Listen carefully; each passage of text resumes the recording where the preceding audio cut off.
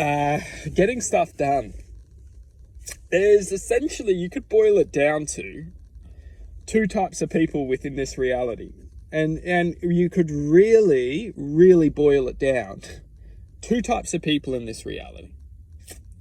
There's people who get things done, and there's people who say that they're going to get things done, but they don't. The people who get things done. They might say they're going to get things done, but they actually follow through. Because they know if they don't follow through, if they don't get things done, that will bring or resonate a reflection of weakness within themselves. And this weakness is essentially bringing them back to the identity which they essentially understand is trying to hold them back or trying to create a weakness within them. So there's two people who in this reality, and there's people who get things done, and there's people who say they're going to get things done. And there's absolutely no in between. Reason being, those who say they're going to get things done can comprehend that every time they say they're going to get something done, and I'm not talking about ideas which may better themselves, I'm talking about people who actually say, I'm going to get this done, and don't do it. Because what happens every time we say that we're going to get something done and don't do it, we're starting to create this reflection of weakness within us. And this reflection only builds up over time. It builds up, it builds up, it builds up, it builds up, it builds up.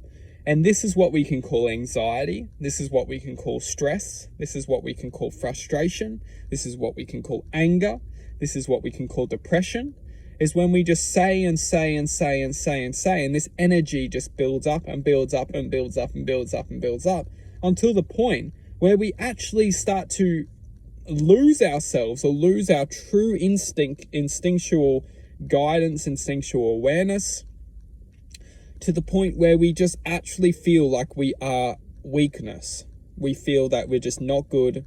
We can't do anything. And it's not even it's not a negative thing that we're experiencing this, because it's not. It's actually a beautiful thing. So it's not to say that this is a negative trait, because it's not. It's actually a great positive, because we can learn to become beings of doing rather than beings of saying they're going to do, because there's nothing.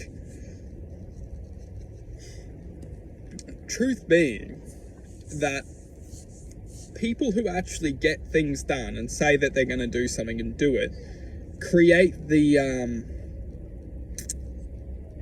it's magic. It's two different energy fields, and that's the cosmic truth, is that perception without of this present existence or this now existing existence, perception which is essentially just creating the illusion within the illusion, is somebody who says they're going to get something done and doesn't do it.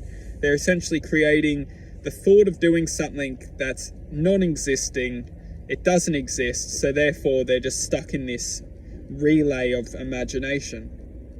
People who actually get things done and do things are actually implementing a sense of action within this present moment, which is ultimately granting and shifting and growing, transforming existence within this now moment.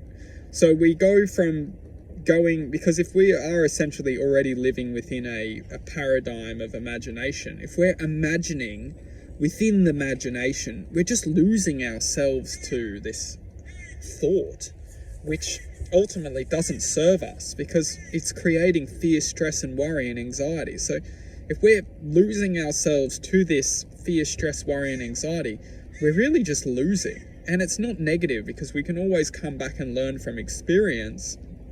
We can always use our awareness infinitely. So it's never a negative. But it's just, how long do we want to lose for, And it's losing to our emotions. And how long do we want to suffer for? How long do we want to be lost for is the question. Because it's not negative. We can always come back and use that expression of existence as a learning experience. But the choice is really ours.